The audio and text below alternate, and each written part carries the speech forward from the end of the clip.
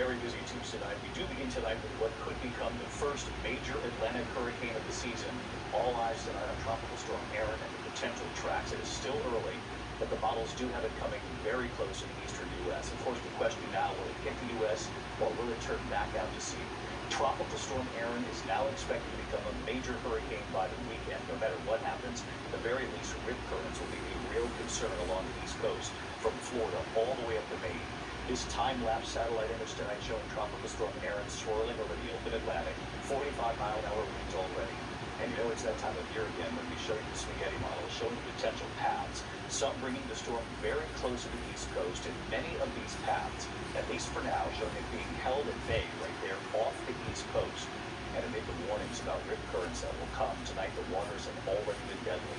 Rescuers on jet skis rushing to help multiple swimmers in Seaside Heights, New Jersey. A father died, his son seriously hurt. And in a separate incident right outside New York City, a grandmother drowning on Brooklyn's Manhattan Beach. Let's get right to Chief Meteorologist Ginger Zee tonight, tracking this again with us. And Ginger, they now believe this will become a major hurricane.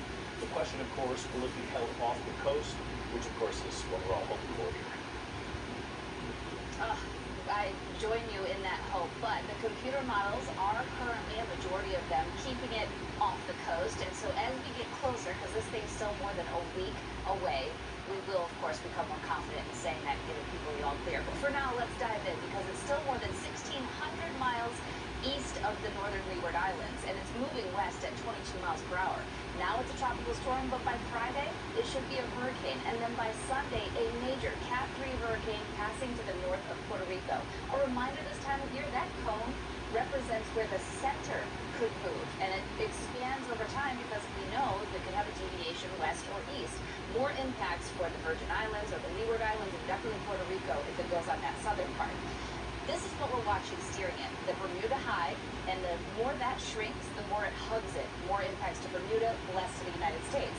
That trough will squeeze it between the high, and that's why we think that a majority of this will stay away from a landfalling storm. But I can promise you, you got beach plans next week, you will see rip currents and high surf along the East Coast, David. We'll be watching it every day here with you right up to this hurricane potentially coming closer to the U.S. And obviously, as they say, it will be a major hurricane now. So that's, of course, why all eyes are on this. Ginger, thank you. We'll see you in the morning. Now,